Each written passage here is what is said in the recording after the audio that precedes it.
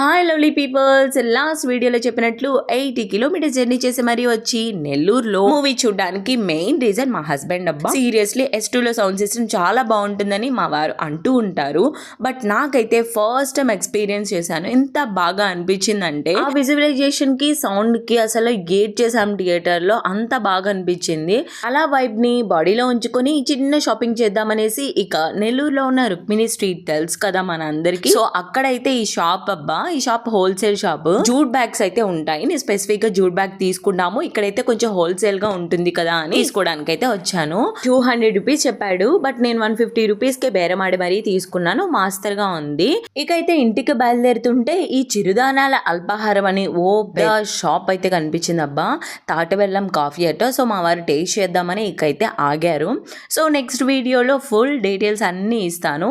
That's about today. Bye bye friends.